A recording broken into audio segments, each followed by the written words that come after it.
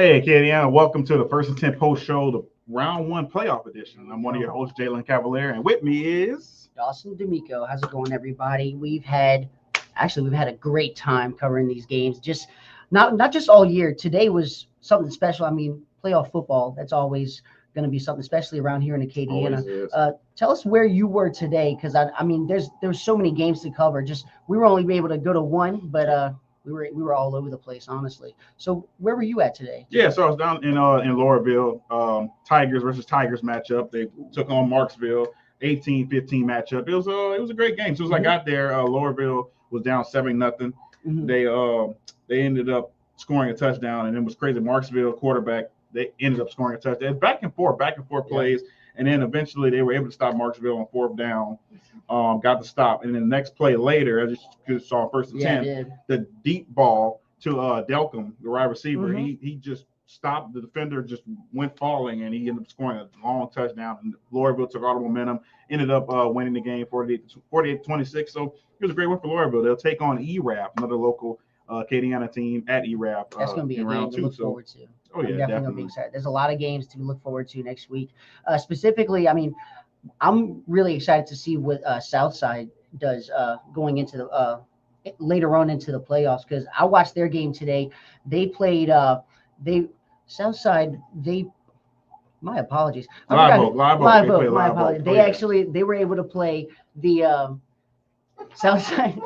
We got ski all over the place. Southside was there. They were kind of all over the place. They were running like crazy. I didn't realize how good Southside really was. I saw their record. It was very impressive, and you could see why they did so good. Their running game is top notch. They have this one running back, number Ramon 20. Singleton. That's his name, huh?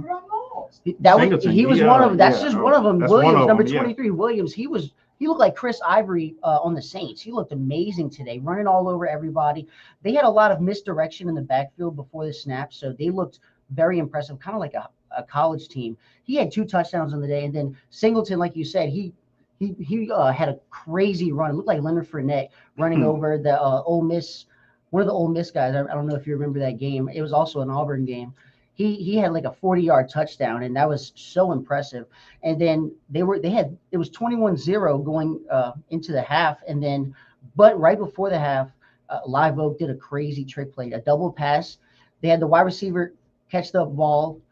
He threw it to the quarterback, and then another guy, Kingston Johnson, I think his name was, he caught a deep pass and just went off to the races. He used his speed. He almost got caught, but he managed to make it in, and that was actually a great way to go into the half. Unfortunately, Southside, they kept the momentum, and I wasn't able to see the second half, but I'm sure their running game just blew through them. It was a very fun game to watch, and Southside, they're definitely a team to look out for going into next week. They play Walker. They upset Dutchtown today, which was you don't really see too often in the first round of high school playoffs. You gotta love a good upset, though. Always. Gotta love a good upset. Why do you think March Madness is so good? Everybody loves to see what could happen, and anything can happen in sports. It doesn't always happen in high school football, because the higher seeds, they show why they're the higher seeds. But I mean, anything can happen, especially in a football game. The ball will bounce anywhere and any time, you know. What other games that we can look forward to as far as like local games? I know there's you said the Erath and Laurelville matchup. Yeah, that's a 2 and what was 2-15 seed. 2 and 15. So, You never know. I saw Erath a few weeks ago. They look really good. And Laurelville, I've seen them in the past. I never got to watch any of the games this year, but I already know they're probably going to be impressive. So. Oh, definitely. You're talking about local teams going against each other. We got Jennings taking on Opelousas, the defending state champs, next week at Jennings. That's going to be a great one. Yeah, that's a 3 and 14 matchup. Opelousas, they played on Thursday, but they blew out. They played Bastrop, and they beat them 47-6. Yeah, Deshaun Ford is the real deal. For ladies and gentlemen, for those who don't know, he is the real deal. You can hand the ball. Zach Melville, he's back for his senior year. I mean, the Opelousas looking to repeat. So they started off well, 47-6. And if you remember last year, they weren't a top seed either. They managed to go through a gauntlet of teams all the way to the state championship, where they met Cecilia and ended up winning. But you never know. It's all about that confidence going in. Football is all about momentum. You always got to say that. No matter who's better, if you're more talented or anything, if you have momentum, everything's on your side, and that can happen at any moment. All these teams are impressive. Acadiana football is like there's so much talent and good team. It's like you can compare it to the way Texas high school football is. I seriously think it's definitely as competitive as Texas high school football, and you know how crazy they can get over there. Oh, absolutely. How loud. It's absolutely. Being from New Orleans, and when I came to Acadiana, you see the passion that people have with high school football, especially in the playoffs. It's something to watch, and I love the atmosphere of it. You can't deny that it's definitely something that everybody looks forward to every single year. Even if your team's not in it, you just like watching football. This is a football state. This is a football area, Definitely and you is. see it all around. What about other games? I know we were focusing on the non-select, but there's like a bunch of other teams. There's like so many teams that are in the playoffs this year. Definitely. So if we want to go to the select side of things, I think we got to talk about that LCA next week taking on Notre Dame. Going to be in Crowley taking on Notre Dame. That's going to be a great one. LCA ended up beating Beekman Charter was it 72 to nothing. I mean, I did not expect that. Both teams were very evenly matched going into the year. I think LCA was 4-7. Beekman Charter was like 3-6, I believe, something like that. But you didn't expect something like this.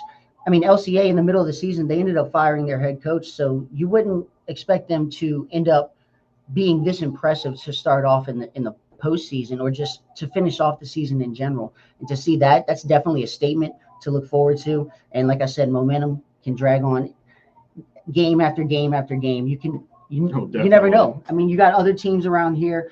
I mean, STM, they were on a bye. Turlings was on a bye. Vermilion Catholic was on a bye. Who else was on a bye? Yes, Acadiana. They were on a bye this week, so they're just wait. Next week is going to be the week to watch. It's definitely going to be something. And I'm glad you mentioned those teams. I literally just pulled it up because I know STM is going to be taking on St. Aul, who unfortunately beat Karen Crow this evening. We also got Acadiana, who is going to be taking on John Curtis, and then that's going to be a tough one. But both teams are powerhouses. We know what John Curtis is, and Acadiana has been a gauntlet to go through every week, so that's going to be definitely a good game. Are they going to Curtis, or are they coming? Is Curtis coming here? So Curtis is going to come here to Acadiana. Okay. So that's going to be a big one. Listen to this one: Turlings Catholic at home taking on Jesuit. Ooh, that's going to be crazy. That's going to be a great one. Like we said, the momentum that Turlings had. I mean, they were a higher seed, but Jesuit has like a pedigree of amazing football. They win in almost every sport, and so for them to come here, that's definitely something. And you might need a big home crowd for them to be on your side and be able to get the team over. But I'm not rooting for one specific team. But if y'all are Acadiana football, like I know y'all are going to be rooting for these people. And I mean, round 2 is next week. We almost didn't have first round. Yeah, absolutely. For those that don't know, we almost didn't have a first round of the playoffs because of a whole bunch of stuff that was going on with the LHSCA with U-High and having ineligible players. It's so much that was going on. We didn't think we were going to have high school football week 1 playoffs, but guess what? We have it. It's here. It's done. Now we're moving on to round 2. It's going to be great. We have a lot of local teams here that's still playing. A lot of them, like Dawson said, that's on the bye. And we also want to bring up the Pirates from Kaplan who won. What did they put up? 50-0. And we do know somebody that was at that game. So look at him. He's out of uniform, but he's still with us. Sorry, I was hooping. It's all good. Tell us what you got. Kaplan looked good tonight, dude. So I get there. So we were talking with Mondo Duplantis and Billy Nungesser earlier on in the day. So after we got done with that, me and Jalen took off. I went over to Kaplan, and the Pirates were putting it on in the first quarter, dude. I think they had 4 first quarter touchdowns. They ended up getting 2 fumble recoveries on kickoffs.